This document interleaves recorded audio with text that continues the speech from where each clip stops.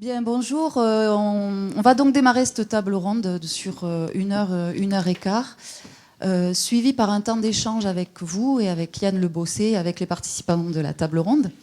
C'est une table ronde qui s'intitule « De la participation au pouvoir d'agir, quelle prise en compte dans les organisations et les pratiques ?» Regard croisé. Après avoir entendu Yann Le Bossé, j'ai envie de dire plutôt quelles conditions sont mises en œuvre ou comment créer les conditions de la mise en œuvre. Donc, on a réfléchi ensemble à cette table ronde. On s'est rencontrés plusieurs fois avec les personnes qui sont ici. Et on a décidé de prendre un peu le temps que chacun puisse exposer comment ils travaillent ces questions-là ou comment pour eux ces notions sont prises en compte aujourd'hui dans les organisations, dans les institutions, comment elles sont mises en œuvre et puis d'avoir aussi le point de vue des personnes concernées. Donc, je vais présenter les participants à la table ronde. Donc, Pierre Sucmela, qui est directeur général adjoint en charge des politiques en faveur de l'autonomie des personnes en situation de handicap et des personnes âgées au Conseil départemental 31. Emmanuelle Bourlier, qui est ici, présidente de l'association Toute Voile Dehors. Michel Bouquet, qui est président de la Fédération des acteurs de la solidarité Occitanie. Dominique Gillot, présidente de la Fédération générale des PEP.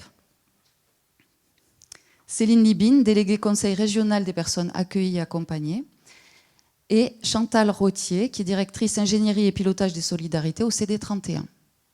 Voilà, donc 2 axes de travail pour cette table ronde. Le premier, c'est on va réfléchir à comment travaille-t-on la participation des personnes dans la mise en œuvre des politiques sociales et des politiques publiques. Et deuxième axe de la table ronde, comment créer les conditions pour développer le pouvoir d'agir et impulser les pratiques et quelles sont les attentes des personnes concernées. Monsieur Sucmela, je vous laisse démarrer.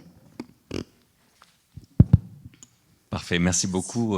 Et merci beaucoup pour l'invitation. Je suis très très heureux du coup d'intervenir. Merci à Erasme sur cette journée du colloque pour le pouvoir d'agir. On va intervenir au titre du conseil départemental à 2, donc il y a Madame Rottier-Combert, Chantal qui va aussi intervenir un peu plus tard. On est les régionaux de l'État, puisque le conseil départemental de la Haute-Garonne, on est le conseil départemental directement concerné par le territoire où se tient ce colloque. Et notre idée, c'est de montrer comment un conseil départemental peut porter et développer le pouvoir d'agir, où on en est par rapport à cette question. Et moi, mon intervention, elle va être un peu plus sur la connexion avec la grande dynamique de faire advenir une société plus inclusive, qui est aussi une dynamique politique qui est en train de se construire au conseil départemental. Donc je vais essayer de bien tenir mon temps et, voilà, et quand même prendre quelques minutes pour développer cette articulation qui se fait avec l'approche inclusive. Je vois quelque chose de très très précieux et merci beaucoup à Monsieur Le Bossé, non seulement pour les explications pédagogiques sur tout le processus du développement du pouvoir d'agir, mais aussi pour toute la connexion qu'il y a entre les concepts, la théorie et la pratique très concrète sur le comment on fait. Et c'est ça qui est fondamental, c'est que trop souvent on a l'habitude d'avoir les concepts d'un côté et puis la pratique de l'autre. Et du coup il y a cette connexion très très forte. Et pour moi le développement du pouvoir d'agir est vraiment un élément qui s'inscrit totalement dans les grandes dynamiques à l'œuvre aujourd'hui. On traverse aujourd'hui une crise de société essentielle sur plusieurs plans. La question, l'articulation, individu et groupe. On a longtemps hésité sur quelle devait être la place de l'individu et de la personne dans la société par rapport au groupe. Et on sent aujourd'hui une hésitation après l'hyper-individualisme. On se demande aujourd'hui quel est le bon équilibre entre groupe et individu. Et il y a besoin de dépasser cette logique-là en faisant une adéquation entre cette logique collective, cette logique individuelle et le développement du pouvoir d'agir est vraiment une réponse très concrète pour aller dans ce sens-là. Deuxième problématique essentielle, le rapport au temps. Pendant longtemps, les sociétés elles ont été structurées par le passé. Les sociétés traditionnelles, c'était du coup de faire perdurer le passé en permanence dans le présent. Heureusement, les choses ont bien évolué. On est passé à des sociétés où le présent a pris beaucoup d'importance. Mais parfois, peut-être, et c'est la limite d'aujourd'hui et le grand questionnement sur la société qui vient, c'est comment, du coup, on a ce rapport au temps. J'ai bien entendu tout à l'heure qu'on était toujours dans le maintenant, mais il y a aussi cette dynamique sur le présent, comment dans le présent, on est dans une dynamique de devenir, d'avenir, et je crois que là aussi, vous l'avez très bien démontré, Monsieur Le Bossé, tout à l'heure, qu'on va rentrer dans une société qui est de pouvoir, dans le présent, s'inscrire dans une logique de devenir, et donc d'avoir le futur aussi comme point de référence. Pas un futur idéalisé, un futur très concret, mais cette perspective, cette dynamique dont vous parliez très très justement. Et puis la troisième dynamique, c'est la question du quantitatif et du qualitatif. On a l'impression qu'on allait trop loin dans les excès, donc du coup qu'il faudrait revenir à quelque chose de plus mesuré. Mais si le fait d'être mesuré, c'est mener une petite vie bien rangée, surtout sans excès, c'est pas très intéressant non plus. Et on a l'impression aussi d'une hésitation entre les deux. Or, tout l'enjeu, c'est comment on donne davantage d'intensité, donc du qualitatif, du fait d'aller plus loin, mais dans l'intensité, dans un équilibre quantitatif qui est bien nécessaire. Et là aussi, le développement du pouvoir d'agir permet du coup d'y répondre très concrètement dans le champ de l'accompagnement. Et là où je vois une grande dynamique de correspondance, c'est que vous voyez le développement du pouvoir d'agir répond à ces trois enjeux fondamentaux, cette nouvelle société qui, à mon avis, est en train d'émerger, qui est la société de demain, et qui s'inscrit aussi dans un mouvement encore plus large, si je peux me permettre, du coup, par rapport à l'approche inclusive, le fait de faire devenir une société inclusive, c'est-à-dire une société dans laquelle c'est plus seulement l'individu qui doit rentrer dans une case et s'adapter, mais c'est aussi l'environnement qui doit s'adapter à la situation de chacune et de chacun. Et là-dessus, je vais terminer mon propos sur deux grandes questions qui sont essentielles dans le développement du pouvoir d'agir. Vous le savez, dans le travail social, on a plusieurs risques qui sont très bien mentionnés par Monsieur Le Bossé en général. Je vais m'attarder sur deux qui sont un peu des éléments structurels. Le premier, c'est la double victimisation. C'est-à-dire, par exemple, la personne qui n'a pas d'emploi et en plus qui est dans un bassin d'emploi où c'est très difficile de trouver un emploi. Et donc, du coup, on lui fait payer deux fois en fait, le fait d'être en difficulté. Et c'est un risque parfois dans l'accompagnement. On le sent bien en ce moment avec toutes les réflexions qu'il y a sur le champ du travail notamment. Il y a aussi le risque de l'hyperdéterminisme où on va nier à la personne la capacité de s'en sortir ça rejoint un peu aussi le risque de l'étiquetage et d'enfermer la personne. Et par rapport à ces deux risques, on a justement, grâce au développement du pouvoir d'agir et en fond, grâce à l'approche inclusive, une possibilité du coup de s'en sortir. D'abord, sur la question de la responsabilisation, c'est une troisième voie en fait qui est offerte par, pour moi, donc, le développement du pouvoir d'agir en lien avec l'approche inclusive. C'est qu'on a l'hésitation idéologique du XXe siècle qui est soit c'est la faute au système, le système n'est pas bon donc on ne peut pas s'en sortir vraiment, c'est le système qu'il faut changer, puis on s'occupe moins de la personne. Soit c'est la faute de la personne, ça a été très bien dit tout à l'heure, et c'est tous les errements du coup de l'approche libérale, qui est de dire la personne, elle a qu'à se bouger, et puis finalement elle peut s'en sortir. Et on sent bien qu'il y a une aspiration à une troisième voie, il y a quelque chose de profond là-dessus, et le développement du pouvoir d'agir, une fois de plus, permet d'y répondre parfaitement. C'est sur cette logique où c'est pas qu'une question d'un côté ou de l'autre, c'est une question d'articulation entre les deux et de dynamique. Et une fois de plus, je fais la connexion avec l'approche inclusive, parce que l'approche inclusive, on retrouve la même problématique. Le risque, c'est d'arriver à une logique où, OK, les règles collectives, il faut qu'elles s'adaptent à la situation de chacune et chacun. Mais du coup, chacune et chacun va revendiquer que tout s'adapte à sa situation. Mais si c'est ça, on ne s'en sortira pas. On est bien obligé de fonctionner avec des règles communes pour vivre en société. Et donc, comment on fait pour trouver l'équilibre? Et c'est là où, à mon avis, c'est essentiel, du coup, d'avoir comme marqueur la question de la capacité. Et c'est mon deuxième point et mon dernier point, la question de la capacité. Je suis très vigilant sur le temps pour ne pas prendre trop de temps. Mais la question de la capacité qui est au cœur du coup de la question, vous en avez parlé tout à l'heure, il y a les enjeux de capacité, de l'homme capable de Ricoeur, et il y a aussi cette dynamique de croire dans les capacités aussi potentielles d'une personne. Et ça, c'est un point fondamental qu'on retrouve dans le développement du pouvoir d'agir qui, moi, me tient beaucoup à cœur. C'est que souvent, dans la notion de capacité, le risque, c'est de réduire la personne à une personne capable ou incapable, et c'est surtout pas ça qu'il faut faire, évidemment, avec l'approche inclusive. Par contre, c'est de changer la perception de la capacité. C'est-à-dire que trop souvent, il y a une ambiguïté sur le terme de « une personne est capable de faire quelque chose ». C'est que quand on dit que quelqu'un est capable de faire quelque chose, on ne sait pas si c'est parce que la personne l'a déjà démontré et l'a fait, donc si elle l'a déjà fait plusieurs fois, elle est capable de le faire, ou si on sent qu'elle a un potentiel de le faire. Et trop souvent, on est enfermé dans une logique binaire, soit elle est capable, soit elle n'est pas capable. Dans le sens, elle l'a déjà démontré, elle va le faire. Or, tout l'enjeu, et une fois de plus, le développement du pouvoir d'agir et l'approche inclusive doit s'inscrire dans une logique ternaire qui est, bien sûr, des fois, on n'est pas capable de faire quelque chose et on le constate. Des fois, on est capable de faire quelque chose, et c'est ce que j'appelle la capacité effective, c'est-à-dire qu'on l'a démontré déjà plusieurs fois, donc on est capable de le refaire. Et il y a la capacité potentielle, qui est justement cette logique du devenir et sur lequel il faut miser. Si je prends un autre exemple très concret dans le champ du handicap, du polyhandicap, il y a tout le développement de la communication alternative et améliorée, le fait d'utiliser des pictogrammes pour s'exprimer. Pendant longtemps, des personnes, on a pensé que malheureusement, elles n'avaient pas de choses à exprimer parce qu'elles n'arrivaient pas à s'exprimer et à mentionner des choses où elles ne peuvent pas parler, elles peuvent à peine désigner, à peine faire des signes. Donc on s'en tient à cette logique-là. Pendant des siècles, on s'est tenu à cette logique-là. Or, on se rend compte que quand on met les outils adaptés, des systèmes de pictogrammes ou autres, c'est véritablement des choix qui sont exprimés par la personne. Et ça change tout. Ça veut dire que c'est la possibilité d'amener la liberté pour ces personnes. Donc c'est absolument crucial en termes d'évolution. Mais ça suppose d'être dans une logique de croire dans la capacité potentielle. Honnêtement, moi le premier, j'ai déjà vu des personnes où je me suis dit, je pense que la personne ne peut pas, enfin comme ça, extérieurement, facialement, n'arrivera pas à exprimer les choses. Et en fait, on se rend compte qu'avec des outils adaptés, elle est capable de dire ce qu'elle veut aller faire, ce qu'elle veut manger. Donc ça veut dire qu'on part du principe qu'elle ne peut pas s'exprimer. Et donc du coup, on choisit pour elle. Donc, vous voyez l'élément crucial du coup qu'on retrouve pleinement dans le développement du pouvoir d'agir. Je voulais insister sur cette dynamique du coup inclusive, et je crois que je ne suis pas le seul, puisqu'il y a le rapport Pifto aussi qui a été fait, alors dans une logique qui était de redonner du sens au travail social, peut-être un peu théorique ce rapport, mais qui connecte directement le pouvoir d'agir avec un projet de société, comme vous le dites vous-même, monsieur Le Bossé, et dans son rapport qui dit bien la nécessité de redonner du pouvoir d'agir aux travailleurs sociaux eux-mêmes, et qui développe absolument la logique d'accompagnement dans le champ du social, et plus largement, avec une connexion très forte entre la nécessité d'accompagner par le pouvoir d'agir les personnes, et le fait de faire advenir une société inclusive. Et donc pour nous, vous le comprenez, au conseil départemental, il y a une résonance très très forte.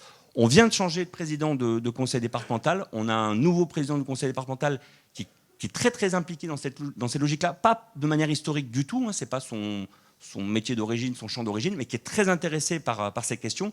Et pour nous, professionnels, c'est absolument passionnant, parce qu'on va essayer de se donner du pouvoir d'agir pour aller dans ce sens-là, et aller dans le sens d'une société plus inclusive, avec du coup on me fait des grands signes là-bas, et un problème de micro. Et si je parle plus près, c'est mieux en fait. Donc il faut être... J'en arrive de toute façon à la fin, donc pour insister sur le fait que le conseil départemental, on est dans cette logique, il y a vraiment eu des échanges au niveau des élus, parce que le développement du pouvoir d'agir n'est pas nouveau au conseil départemental. Chantal Rottier-Gombert vous en parlera tout à l'heure, mais c'est encore un sujet assez technique. Et là, l'idée, c'est de franchir un cap en le positionnant au niveau politique, dans l'affirmation même politique d'un projet de société pour une société plus inclusive, et concrètement pour le travail social, dans une logique d'affirmation du développement du pouvoir d'agir. Donc c'est dans cette dynamique, là on est au début de cette dynamique politique, mais concrètement au niveau des actions, on a déjà des remarquables actions qui ont été menées, mais que je laisserai Madame Rottier-Gombert développer ultérieurement. Merci pour votre attention. Merci beaucoup, Monsieur Sukmela, d'avoir posé ces questions-là de l'ultra-responsabilisation de la soumission, et de la question d'avoir remis au centre la question de la capacité. Je vais vous passer la parole, Madame Gillot, parce que vous vouliez réagir sur la question de la responsabilité des institutions, de la dignité des personnes. Et vous avez évoqué, quand on a préparé aussi cette table ronde, la question de l'autodétermination des personnes et des professionnels. Voilà. Mais merci. Alors moi, j'ai un point de vue qui est complètement enfin pas différent, mais décalé par rapport au vôtre, parce que je ne suis pas du tout une professionnelle du travail social. Hein. J'ai acquis des compétences. J'ai acquis ce qu'on peut appeler des compétences aujourd'hui, mais enfin le droit de parler de ce sujet de manière pragmatique et par approche liée à mon engagement militant. J'étais une militante politique à l'écoute des personnes que j'avais vocation à représenter. Et comme j'avais une formation d'enseignante, que j'étais institutrice moi-même, j'avais besoin de transmettre, de comprendre avant de transmettre quoi que ce soit.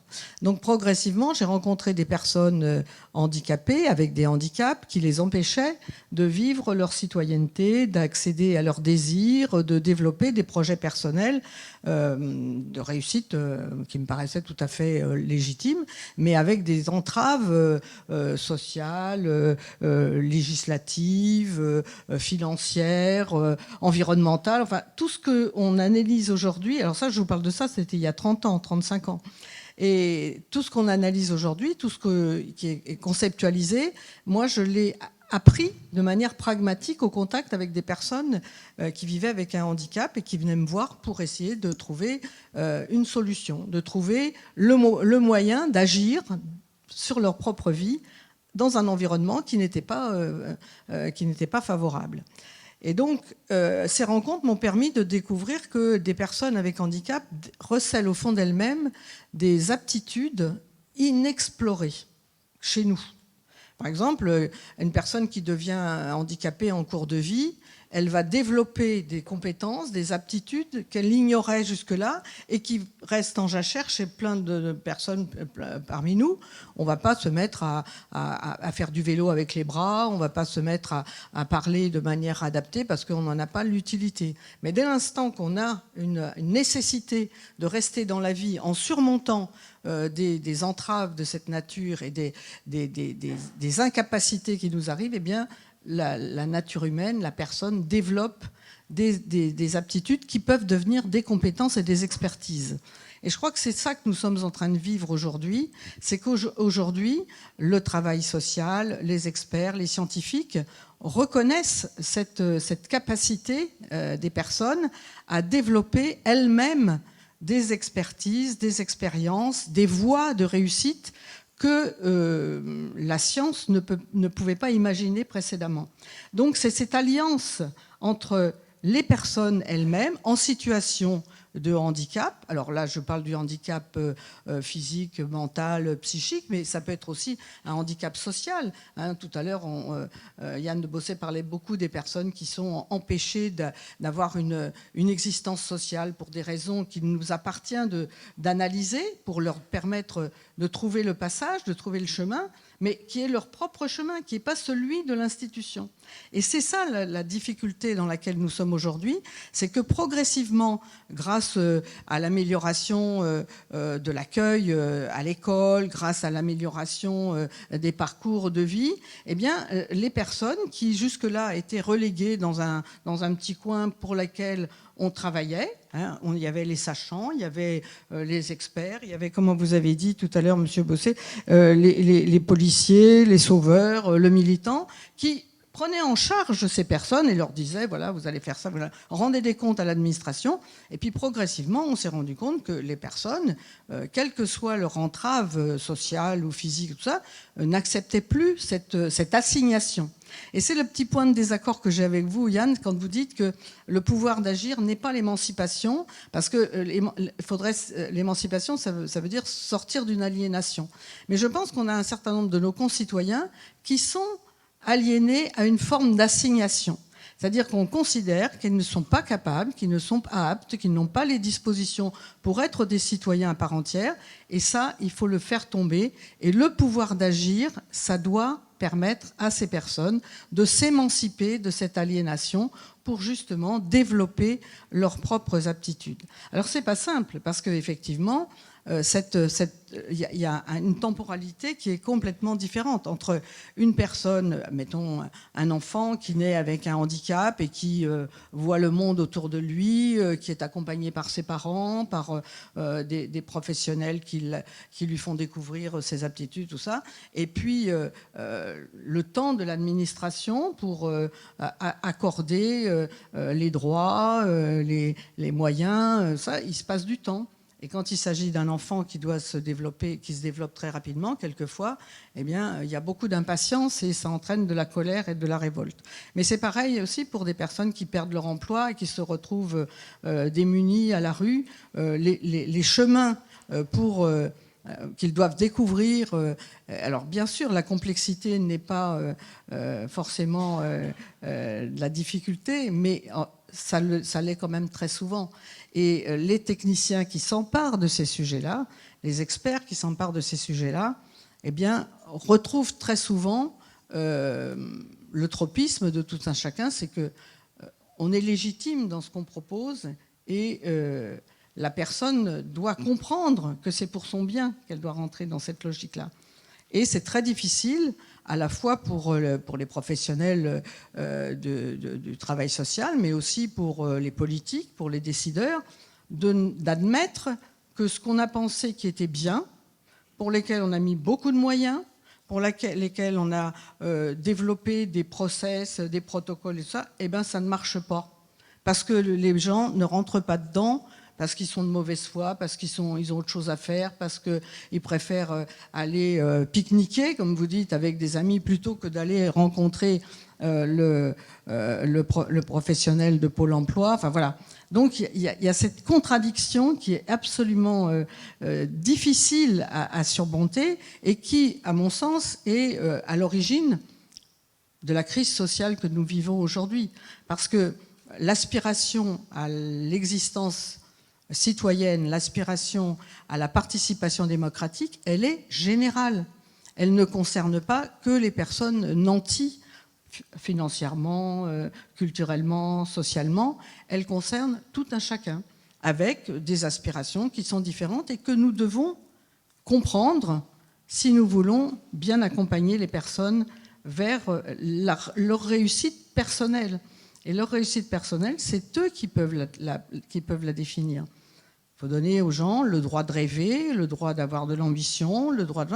sans restriction. J'ai beaucoup aimé votre exemple tout à l'heure du gamin déscolarisé qui dit « moi je veux être pilote de ligne ». Ah oui, il faudrait que d'abord que tu sois assidu à l'école, que tu fasses ci, que tu fasses ça. Donc tous les prérequis, toute la gradabilité, là, c'est pas possible parce que le gamin, il reviendra pas. Par contre, si on lui dit, bah oui, et qu'est-ce que tu peux faire pour devenir pilote de ligne, et ben effectivement. Et on a des vraies réussites comme ça. Alors, pour le handicap, qui est ma spécialité aujourd'hui, enfin mon engagement le plus fort, je pense qu'on a des beaux exemples à trouver comme ça. Des enfants qui sont ou des jeunes, ou des personnes qui deviennent handicapées, qui ont le rêve de devenir, d'exercer une profession ou un rôle social qui d'emblée n'apparaît pas naturel à l'environnement, eh bien, si on les écoute, si on les accompagne, si on se met en alliance avec eux, eh bien, on peut réussir à leur donner cette possibilité. Et alors, moi-même, je fais très, très attention au vocabulaire. J'essaie de ne pas avoir de vocabulaire surplombant. Et là, je viens de dire, on leur donne la possibilité. Non, on leur permet, on facilite, hein, voilà, l'environnement qui leur permettra d'épanouir complètement leurs compétences. Et je voudrais citer l'exemple d'un ami qui m'aide beaucoup dans cette réflexion, qui s'appelle Philippe Aubert, que beaucoup connaissent parce qu'il est très actif à la fois sur les réseaux sociaux et il répond beaucoup aux invitations. C'est une personne paralysée cérébrale qui a une acuité intellectuelle et une rage d'exister, pas de vivre, il dit d'exister, c'est pas la même chose, et qui nous apprend beaucoup sur l'autodétermination. Et je pense que ça, c'est l'objectif à atteindre. Alors, tout le monde n'est pas un super-héros. Dans la vie ordinaire, c'est pareil. Hein. Il y a des gens qui font des exploits sportifs. Il y a des personnes handicapées qui font des exploits aussi. Mais c'est la fréquentation de ces personnes-là qui doit nous donner confiance dans le chemin, dans la réussite du chemin que nous engageons pour favoriser ce pouvoir d'agir des personnes en s'appuyant sur leurs aptitudes et sur leurs compétences. Merci Madame Gillot. Monsieur Bouquet, je vous laisse la parole. Oui, bonjour. Je suis très heureux d'être là. C'est pas juste la forme. Je suis président de la fédération. J'ai été directeur de structure dans la lutte contre l'exclusion, moniteur éducateur, donc à la retraite depuis peu. Et avant de venir, je me sentais un peu coupé en deux. Après vous avoir entendu, je me sens toujours un peu coupé en deux, mais un peu mieux quand même. Coupé en deux, pourquoi ? Parce que à la fois tout ce que vous décrivez, tout ce que vous expliquez sur le pouvoir d'agir et que moi j'ai essayé au travers de mon expérience de mettre en place petit à petit dans mon exercice professionnel de moniteur éducateur, d'éducateur, puis de directeur. Votre exposé vient mettre un point un peu, riche à toute cette expérience. De l'autre côté, je regarde l'actualité et je me dis, mais où est le pouvoir d'agir ? Alors merci, vous avez dit qu'en France, on n'était pas si retardé que ça, de ce côté-là, mais je m'interroge quand même.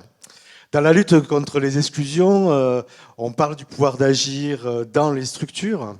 Mais dans la construction de la politique elle-même, alors on entend le conseil départemental, et c'est pas le seul qui a des expériences sur la mise en place du pouvoir d'agir au travers des accompagnements, des bénéficiaires du RSA, etc. Mais quand même, dans la mise en œuvre des politiques publiques aujourd'hui, moi on se trouve dans une situation, et la fédération que je préside le perçoit au travers de ses adhérents, on n'est plus des acteurs de la société civile, on n'est plus des associations, on est des opérateurs. On nous traite comme des opérateurs. Et donc, moi, j'ai beaucoup de mal, on le voit quand on fait un dossier, alors le pire c'est le FSE, mais quand on fait un dossier, où est le pouvoir de FSE, où est le pouvoir d'agir? Effectivement, là on répond à des proportions de temps de travail, de l'évaluation quantitative quasiment et jamais qualitative. Donc j'ai du mal dans la lutte contre l'exclusion à trouver les espaces pour le pouvoir d'agir. Mais il n'en reste pas moins, me semble-t-il, qu'il y a deux axes qu'il faut qu'on puisse travailler. Le premier, pour moi, c'est la question de la gouvernance. Président de la fédération, directeur, je me suis interrogé sur mais quelle place la gouvernance d'une association laisse-t-elle aux travailleurs sociaux et aux personnes dont on a parlé longtemps, plutôt du côté de la participation, quelle place laisse-t-on au pouvoir d'agir? Alors, la fédération s'est intéressée depuis de nombreuses années. En 97, je crois déjà, elle travaillait sur la question de la participation au sein des établissements, des CHRS, Centres d'hébergement et de réinsertion sociale. Et cette participation, on l'appelait vraiment comme ça, cette participation, je peux dire ça aujourd'hui, à l'époque c'était pas du tout ça, mais se réduisait peut-être à comment organiser le ménage dans l'établissement, comment organiser le repas collectivement, comment prendre en compte les soirées collectives, les construire avec les personnes, etc. On est passé petit à petit, au fil des années, des réflexions, à une participation qui est devenue effectivement tenter de créer, comme vous le démontrez, tenter de créer les conditions du pouvoir d'agir des personnes que l'on n'appelle plus forcément usagers, que l'on a nommé personnes accompagnées, et que maintenant on nomme personnes concernées. Pour moi, ça me parle beaucoup dans ma pratique professionnelle, de passer de la personne, de l'usager, à la personne concernée. Ça veut dire que quand on positionne la personne comme la personne concernée, c'est qu'elle a déjà une place. On la nomme différemment dans notre propre accompagnement. Donc la fédération s'est beaucoup engagée là-dessus, et autant au niveau national qu'au niveau régional, on s'est dit qu'il fallait qu'on laisse la place aux personnes accompagnées. Donc du coup, aux personnes concernées. Donc du coup, autant au niveau national que régional, il y a un collège personnes concernées. Des gens en sont leurs représentants, des gens qui sont ici en sont les représentants. Le collège des personnes concernées, mais qui sont au même titre dans la gouvernance de notre fédération que les travailleurs sociaux, qui sont parfois d'ailleurs moins nombreux que les personnes concernées, et les représentants de la société civile. Donc laisser une place sur une instance qui est une instance stratégique, une instance sociopolitique, me paraît quasiment indispensable. Ensuite, il y a la question fondamentale, pour moi, de la gouvernance associative par rapport aux institutions publiques. On a un conseil d'administration. Ces conseils d'administration se sont construits sur des valeurs. Ces valeurs sont parfois anciennes. Elles reposent sur des obédiences religieuses, sur des convictions laïques, etc. Mais elles se sont souvent construites sur le modèle de « il y a le pauvre et celui qui peut aider le pauvre ». Et pendant des années, et je crois que ça conditionne encore aujourd'hui notre façon d'organiser nos propres structures. Encore aujourd'hui, nos projets associatifs portent souvent ces valeurs-là, sans laisser la place, sans se décaler pour laisser la place aux personnes concernées. Donc je pense que les gouvernances doivent se réinterroger d'abord sur leurs propres projets associatifs. Et ce, pour deux raisons. La première, c'est qu'en s'interrogeant sur son projet, et notamment au travers de quelle place on laisse aux personnes accompagnées, du coup, il me semble qu'on peut modifier ses propres objectifs, ses propres missions, et les mettre en opérationnalité différemment. La deuxième, c'est la place des salariés au sein de ces gouvernances. Donc, au sein de ces gouvernances, très souvent, les salariés sont représentés au travers du Conseil social et économique, le CSE, donc avec une instance construite. Mais y a-t-il des personnes concernées et des salariés qui ne sont pas à ce titre-là du CSE? Peu, je pense. Donc, il faut que les gouvernances s'interrogent à la fois sur leur projet, qu'est-ce qu'ils veulent mettre en place, comment le pouvoir d'agir va irriguer l'ensemble des missions et de la mise en place des missions qui sont les nôtres, qui nous sont confiées parfois par l'État, avec des contraintes dont j'ai parlé tout à l'heure, des contraintes importantes en termes de statistiques. Ceux qui gèrent le 115 et tout ça connaissent tous les soirs le nombre de personnes, machin, ce qu'on doit mettre dehors parce qu'il y en a d'autres qui arrivent. Aujourd'hui, on a les réfugiés de Paris qui sont envoyés dans des sas régionaux au détriment des personnes qui sont sur le territoire. Donc comment on va pouvoir mettre en pratique ce pouvoir d'agir dans des conditions qui ne sont pas toujours des conditions favorables. Donc une fois me semble-t-il qu'on a interrogé le projet, il faut interroger son mode de fonctionnement. Et il faut interroger aussi, me semble-t-il, le management. C'est-à-dire comment on va permettre aux salariés des associations de reprendre cet espace qui parfois est contraint, puisque les directions sont elles aussi soumises à des puissantes injonctions, paradoxal souvent, mais malgré tout, si on définit soi-même un mode de management, un mode d'animation qui intègre le pouvoir d'agir, donc qui crée des espaces pour les personnes concernées, certes, mais on peut pas, et vous l'avez dit tout à l'heure, on ne peut pas créer des espaces pour les personnes concernées, les intégrer sans donner de la place du pouvoir d'agir aux salariés. Donc il faut qu'on se réinterroge aussi dans nos propres gouvernances, dans nos propres animations, dans la chaîne hiérarchique. Je le fais comme ça, on pourrait le faire peut-être comme ça. Dans la chaîne hiérarchique, comment chacun est acteur, trouve une place, peut créer le mouvement, comme vous le disiez tout à l'heure, avec les personnes concernées. Et ça me paraît fondamental. Pour finir, peut-être, il faut aussi que les travailleurs sociaux, eux, sortent. Et ça, la formation, et je suis très heureux de voir, ça donne du baume au cœur, hein, je suis très heureux de voir le nombre sûrement de travailleurs sociaux qu'il y a ici. Il faut que les travailleurs sociaux, eux aussi, trouvent du sens à leur action. Ce n'est pas simplement la mise en place de dispositifs qu'on a de façon permanente. Hein. On a des silos. Hein. Alors celui-là, il s'occupe du logement, celui-là, il s'occupe de l'aménagement du logement, celui-là, il va s'occuper du budget du logement, et celui-là, il va s'occuper des enfants. C'est des politiques en silo qui nous empêchent justement de développer des espaces de rencontre, ce que vous disiez tout à l'heure. Mais malgré tout, si on a un mode de management, une gouvernance qui donne le timing, qui donne le sens, il me semble que nos propres adhérents, nos propres salariés peuvent trouver les espaces. Et donc les travailleurs sociaux, s'ils trouvent du sens, réussiront à créer ces espaces-là. Aujourd'hui, ils ont plus de mal parce que contraintes, parce que parfois des gouvernances qui ne leur laissent pas la place. Je pense aussi que les associations ont balayé devant leur porte. Hein. Elles ont su se regrouper, grossir, être parfois dans le business social.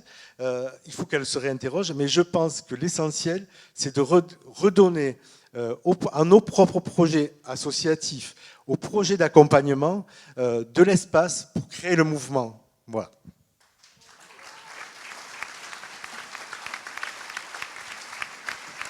Merci. Merci Michel Bouquet. On peut, je pense là, de partir maintenant sur des questions plus pratiques suite à votre intervention. Donc, comment créer les conditions pour développer le pouvoir d'agir et impulser les pratiques et quelles sont les attentes des personnes concernées. Donc je vais laisser la parole à Emmanuel Bourlier. Quand on a préparé, vous avez insisté sur la question de la parole, de l'expression, des personnes concernées, mais aussi des professionnels. Des personnes concernées, mais aussi des professionnels. Et ça fait le lien aussi avec l'intervention de M. Le Bossé sur la question d'être acteur par la parole. Bonjour. Alors moi, je vais parler de ma petite fenêtre de présidente d'une association d'usagers de la psychiatrie autonome qui s'appelle Toute Voile Dehors et qui existe depuis 13 ans. Donc, ce qu'on remarque, nous, au niveau de l'association, c'est qu'en psychiatrie, comme dans le social, il semble qu'il y ait un problème de temps et d'objectif. En effet, je vous apprends rien, la maladie psychique comme la désocialisation dégrade l'estime de soi et génère souvent un appauvrissement de l'expression. Donc cet appauvrissement de l'expression, c'est un vrai blocage. Le professionnel qui est pris dans ses objectifs ne prend pas toujours le temps d'une vraie rencontre avec la personne et lui impose malgré lui un planning qui souvent ne correspond pas à son trajet de vie et à son rythme. Et du coup, une nouvelle fois, les objectifs ne sont pas atteints et l'estime de soi se dégrade encore. Se mettre à la hauteur de l'usager, prendre le temps de l'écoute, accepter les blancs.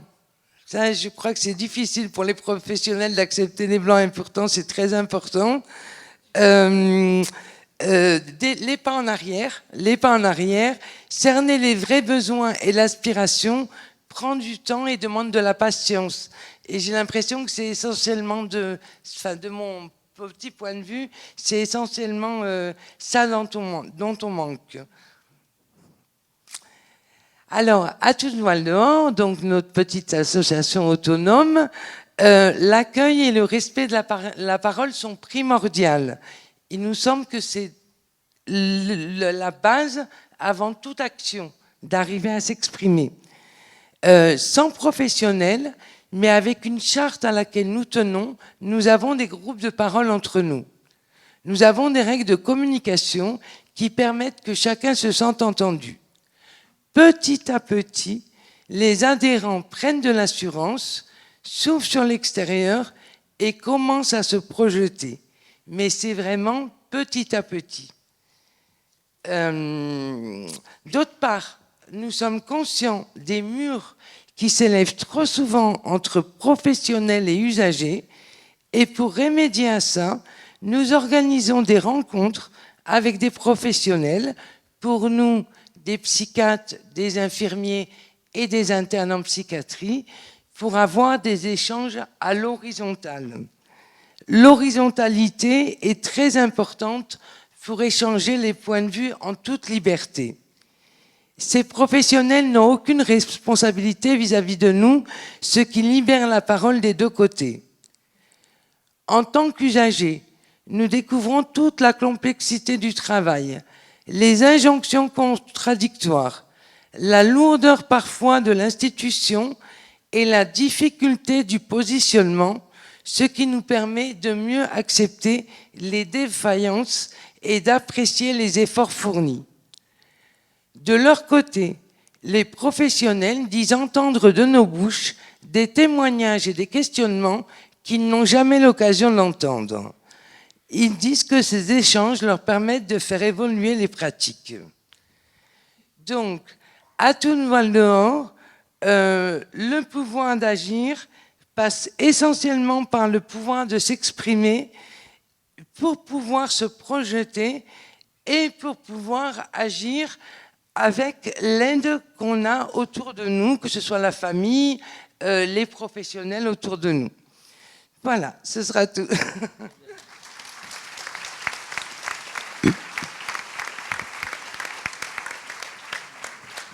Merci Emmanuel.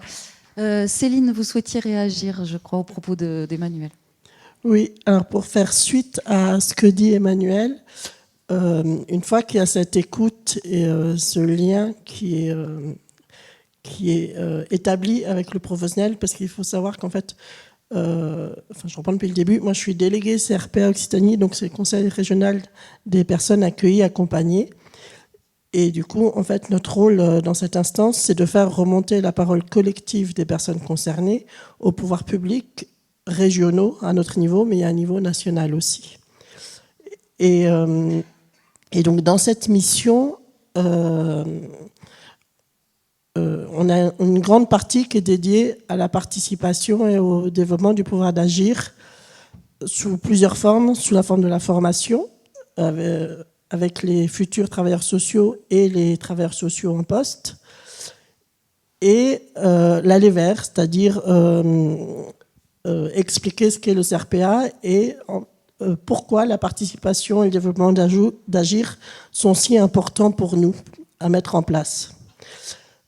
Et donc, pour continuer sur ce que dit Emmanuel, le choix des personnes est primordial parce que c'est pas parce qu'on est une personne précaire, et moi je parle du coup plus généralement pour les personnes précaires en général, c'est pas parce qu'on est une personne précaire qu'on ne peut pas faire des choix, même si il pourrait sembler insensé pour la personne qui est en face. On a justement le choix de décider pour nous ce qui nous convient le mieux à des moments T. Ce qui ne veut pas dire que ce sera forcément le mieux, qu'on ne va pas forcément se tromper, mais c'est notre choix et ça doit rester un fait. Et ça, c'est très très compliqué à faire entendre parce que souvent les choix peuvent être contradictoires avec ce qu'un professionnel aurait étudié, pensé ou enfin voilà. Donc, et du coup, ça demande une flexibilité pour pouvoir faire de la participation et faire du développement d'agir dans de bonnes conditions. Il faut de la flexibilité de la part des professionnels et des personnes concernées pour se dire effectivement éventuellement j'avais pas pensé à cette solution, mais pourquoi pas aller essayer, voir si c'est possible, comment c'est possible, comment je peux accompagner cette personne dans ces démarches-là, tout en partant des priorités de la personne. Parce que c'est vraiment important, pour le lien dont je parlais au tout début, que les priorités de la personne au moment T, même si ces priorités peuvent être pas forcément des priorités pour les professionnels, mais je vais vous donner un exemple tout bête. Je suis une personne dans la rue, je viens demander, j'arrive dans un service social quelconque, et je demande un sac de couchage. Le professionnel en face va se dire, attention, s'il demande un sac de couchage, c'est qu'il dort dehors, qu'il n'a pas forcément mangé, qu'il n'a pas forcément d'endroit pour se laver. Donc il faut que je mette toutes ces étapes-là en place, parce que c'est mon rôle de professionnel. Sauf que la personne en face, elle est juste venue demander un sac de couchage. Que pour elle, l'important sur le moment, c'est un sac de couchage. Ça ne veut pas dire qu'avec les échanges qu'il pourra y avoir avec le professionnel, elle ne vous dira pas à la fin de la réunion, peut-être que la prochaine fois, je demanderai autre chose, ou qu'elle ne va pas vous dire à la fin, oui, je veux aussi bien un hébergement ou avoir à manger, enfin, ou quoi que ce soit. Mais si cette écoute, elle n'est pas faite dans les premières interventions, qu'est-ce que ça va engendrer? Ça va engendrer les ruptures de parcours. C'est-à-dire que la personne va se dire, bon, je n'ai pas eu mon sac de couchage, on m'a orienté vers des choses dont je n'ai pas besoin, puisque ce n'est pas ma priorité. Donc, de toute façon, je ne vais pas y aller, et deux, je ne reviendrai pas voir le professionnel parce que il n'y a pas de poursuite. Enfin voilà, il n'y a pas de. C'est pas qu'il n'y a pas de réponse, mais enfin. Il n'y a pas d'écoute. Parce que qu'il n'y ait pas de réponse, c'est autre chose. Si la personne, le professionnel, il n'a pas de sac de couchage sous son bureau, enfin voilà, il repartira sans sac de couchage. Mais c'est pas la réponse qui est forcément importante, c'est l'écoute, effectivement. Et c'est aussi laisser vraiment le choix aux personnes, pour elles, de décider ce qui est bien ou pas bien pour elles. Tout en travaillant en partenariat avec les professionnels. Si on vient demander de l'aide, on sait très bien que c'est parce qu'on en a besoin, qu'on ne peut pas faire les choses tout seul. Donc, c'est vraiment, la participation, c'est vraiment un outil pour donner du pouvoir d'agir. Voilà. Et moi, je voulais juste mettre un tout petit point, mais alors là, pour le coup, très, très personnel, de ce que m'a apporté à moi la participation et le développement du pouvoir d'agir. C'était pas prévu, mais j'en ai pour 2 secondes. C'est que moi, la participation et le pouvoir d'agir, sur mon parcours à moi personnel, il a été complètement inexistant. Et quand on m'a donné l'occasion de participer à cette instance et de travailler sur ces sujets-là, ça a changé ma vue et mon regard sur mon propre parcours. Ça m'a permis de rencontrer des gens, de travailler avec des gens que j'aurais jamais rencontrés si je n'avais pas été précaire. Ça a mis un côté positif, sans parler de l'estime de soi, du fait de pouvoir parler devant vous. Et dans la pièce est présente quelqu'un de ma famille et qui sait très bien que c'est pas du tout naturel pour moi et que j'étais pas comme ça avant de travailler sur ces sujets-là. Et juste pour ça, je voulais remercier Monsieur Le Bossé, parce que c'est grâce à, quelque part, à vous. Et honnêtement, merci beaucoup.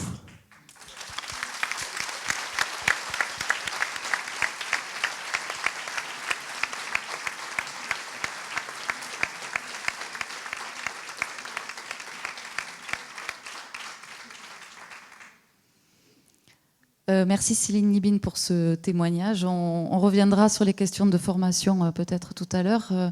Chantal Rottier, je vous laisse la parole sur, du coup, concrètement, avec toutes ces injonctions et ce qu'on peut entendre quand je dis les injonctions, c'est législative, les cadres organisationnels, les temporalités différenciées et puis les attentes aussi des personnes concernées. Comment on peut mettre en place ce développement de pouvoir d'agir avec des professionnels? Quels sont les espaces qu'on peut avoir? Alors, en tout cas, comment on essaye de le rendre possible et de créer les conditions pour, parce que je vais être quand même très humble sur ce que l'on essaye de faire et comment on peut rendre possible ce dont vient de témoigner Céline, comment effectivement ce type de témoignage peut exister. Moi, j'ai juste envie de redire déjà que ça correspond aussi à des attentes fortes des travailleurs sociaux aujourd'hui et des personnes concernées. Il faut d'abord se rappeler ça. Je pense qu'effectivement, les travailleurs sociaux, dans les injonctions qui ont été décrites dans nos organisations, et le conseil départemental compris, bien sûr, est une grande organisation, aspirent et ont envie d'autre chose. Donc, comment essayer de le rendre possible? Les personnes concernées nous disent régulièrement, et on travaille avec elles aussi autour de ça, qu'il est nécessaire de bouger et d'essayer de rendre possible. Après, j'ai envie de dire qu'on a aussi quand même, dans les injonctions paradoxales, on a quand même une définition du travail social qui existe, et qui nous rappelle qu'effectivement, il y a peut-être juste une phrase, que c'est « le travail social participe au développement des capacités des personnes à agir pour elles-mêmes et dans leur environnement ».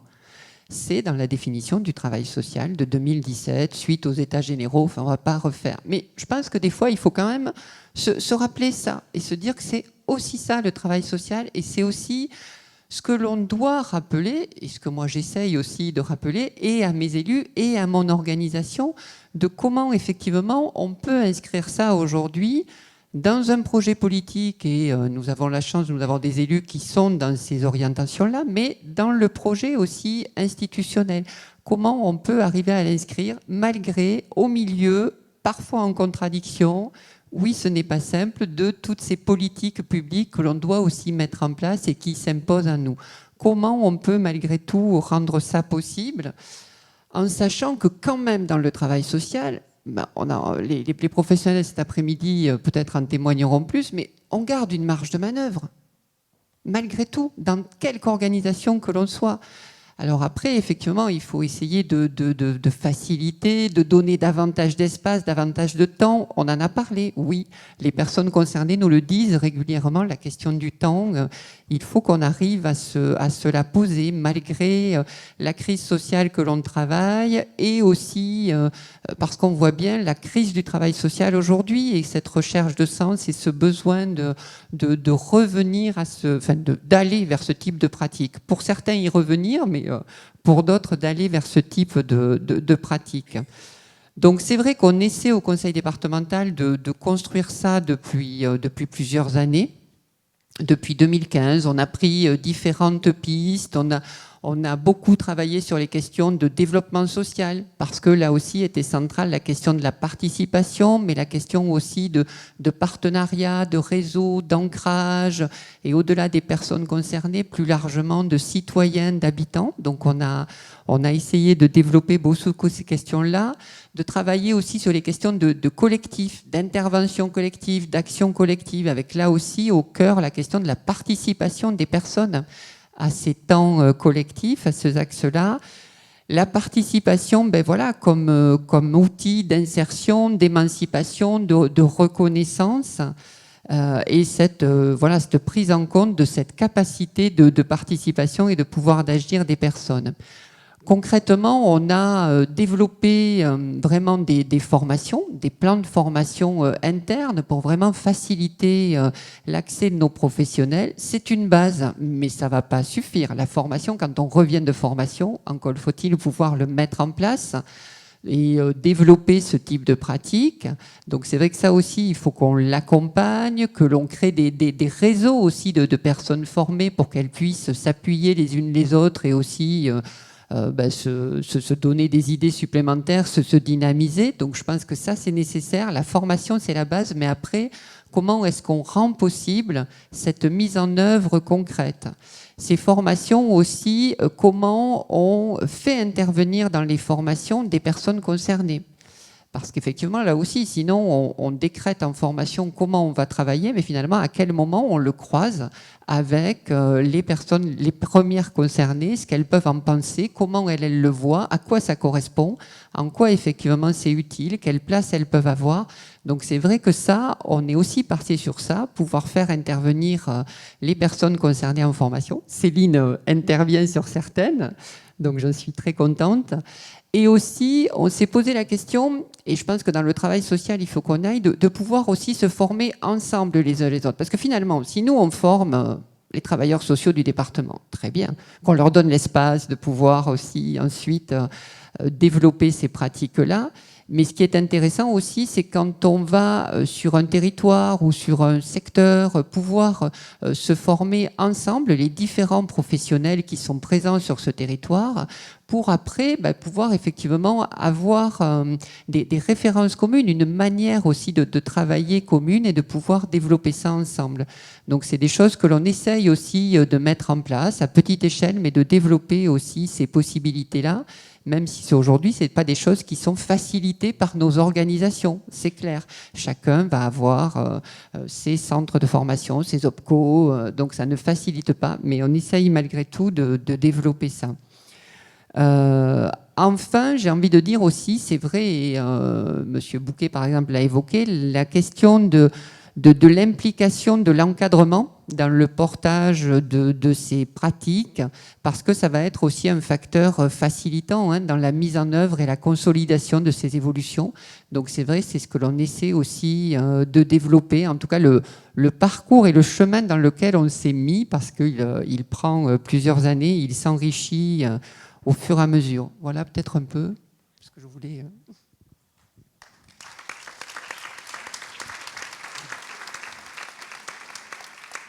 Merci. Sur les questions de formation, est-ce que vous souhaitez réagir sur... Voilà, puis après, on pourra prendre un temps d'échange avec la salle et Monsieur Le Bossé aussi, si vous souhaitez réagir. Oui, moi, je voulais juste rajouter, parce qu'effectivement, je participe à certaines formations, et en particulier une sur la mise en place d'une simulation pour le référent parcours.